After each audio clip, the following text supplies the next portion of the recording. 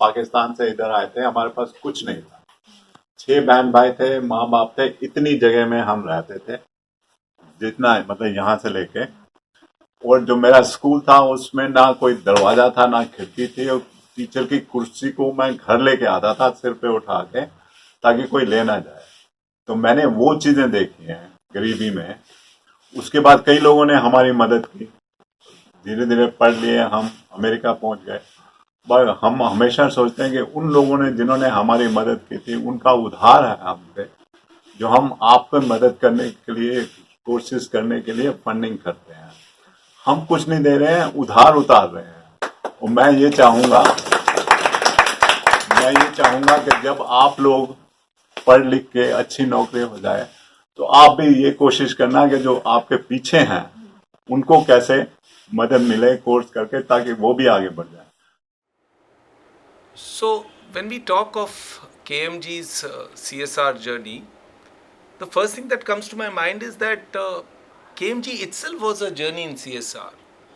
Because I think Subhash sir's one very core objective of starting KMG was that it should generate employment in the country which made him. In fact, he used to talk more than about paying back. I remember him.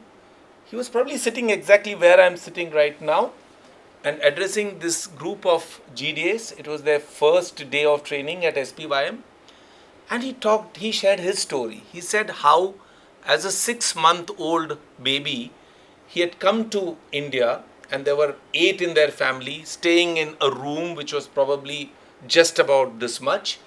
And how, after that, he benefited from free education in school, in college, and of course, there were people helping their household, all of which made him graduate as an engineer, join IBM, then start his own company. So he said that there are a lot of countless people about whom he does not know who have made what he is today. And so he's not actually doing any social work, he's just trying to repay that debt. Aman, you were a torchbearer of his dreams of this repayment. I'm sure you will have a lot to share. Yes. So my first interaction with Subhash sir was in April 2021. During that time, we were raising funds for COVID relief work in India. And I used to share donation link with my college friends and alumni. One fine day, I received a message. Sir wrote, "This is Subhash C. Bhatia, DC 1962-67 batch pass out. This is my WhatsApp number. Please call. I want to know more about your foundation." And I'm the founder of Gyan Kunj Foundation, so he was talking about Gyan Kunj. So very same evening, I called him and we shared our ideas, our dreams. We talked about our college, how the name changed from DCE to now DTU. It was a profound honor for me to call him my senior. I started with tutoring children at Gyan Kunj Foundation, but sir encouraged me to dream much bigger. He pushed us to see beyond tutoring into youth skill training, healthcare, and employment. When the very first batch of GGA training got graduated, his joy was magical.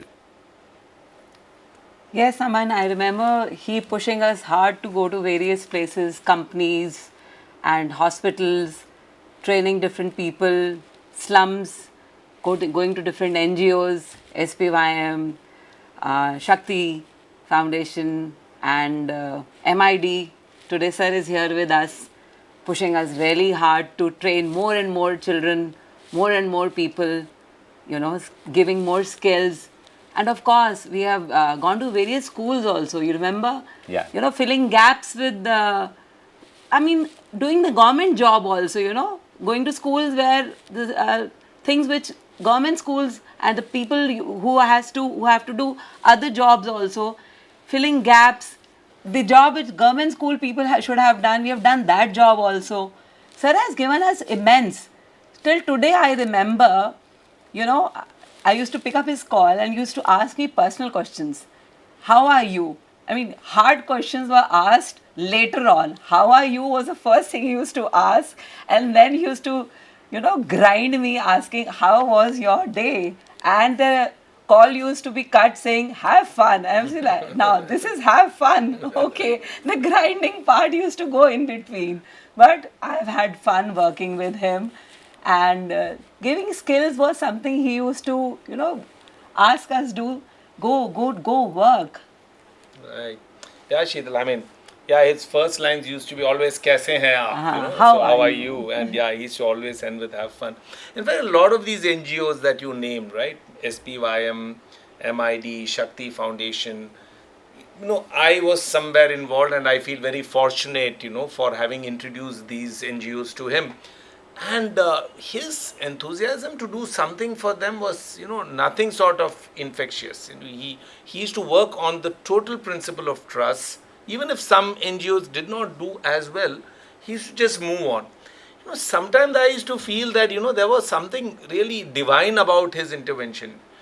For SPYM, I still remember that there was this time when these homeless shelters we are trying to get the children out from beggary and getting them into normal mainstream education. And one very big attraction is the food that's served in the homeless shelters. And for some reason, the government had decided to do away with serving those food. And Dr. Rajesh and me, we were just scratching our heads. How do we get this working? And that day, out of nowhere, I get a call from SCB, and he says, "You were talking about one SPYM. Can we do something for it?" So I felt it was really some, magic happening from upstairs, that this sort of, enquiry should come from him. Yeah, and his real, enthusiasm for helping the social workers. I think they are always a neglected lot, Yeah, right? right. I mean, Right, we sir. always concentrate on the beneficiary, never on the people working there. I still remember that, there was this unfortunate death of one of the employees, husband of the employees of MID. He died due to an accident. And I was sharing with SEB how, we had to really mobilize resources to pay. And within a couple of weeks, I get a call from him. He says, "I want to institute a, staff healthcare fund." And he said that this money should only be used for medical emergency. So it was really phenomenal the way the man could think about everybody. Sir didn't care about the numbers or results. He only insisted on doing good work. For him, it was always about transforming lives, and I'm deeply humbled to have shared a part of that journey. And as you mentioned, sir, he carried this conviction into his last venture, Six Sigma Eldercare Private Limited. He started after seeing friends struggle to find quality caregivers for their parents. Right. Even in business, he emphasized on fair pay for our caregivers, proving charity Begins at home. begins at home. Right. He taught me to face clients' frustration with patience and compassion. That patience is now my second nature. He did not just transform lives, he transformed me and made me a good human being. With gratitude, he served, Right. with compassion, he gave a life of selfless light beyond the final grave. Wow. Profound words, Aman. Yeah, really nice. So, Sheetal, I remember you talking a lot about, SSEC, it's a business. I remember you having this conversation with Subhash sir when he was around, that are we doing business or are we doing charity? Yeah, I rightly remember, sir.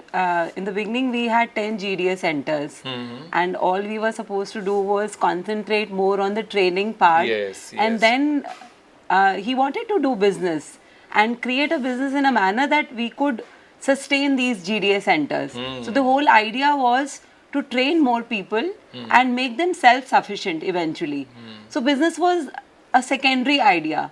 But now, having said and having being a part of the SSCC team in itself, I see a lot of potential, and we could cater both the sides.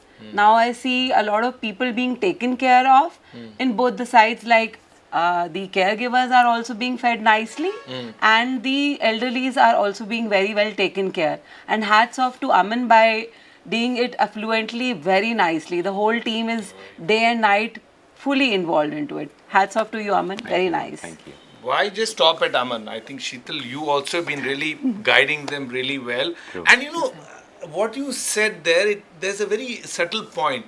He used to make it look as if it's a business to sustain the centers, But actually, if you analyze today, it's more like a business of charity, because Yeah, definitely, sir. even while we are doing business, we are helping so many who are distressed. The affluent, when they are going through the problems of being an elderly, they are under distress, and similarly, the caregivers who are giving them care, they need to be properly reimbursed. And that, I feel, sums up what Subhash ji used to think about CSR, and which basically is what KMG's CSR journey is all about. It's about ensuring that all sections of the society, unmindful of whether they are well off or not well off, but if they are in distress, how much they can be taken care of, and also in some way create a model where you don't always have to go with a begging bowl here and there, and you can actually satisfy your needs for the social upliftment through the business that you're running.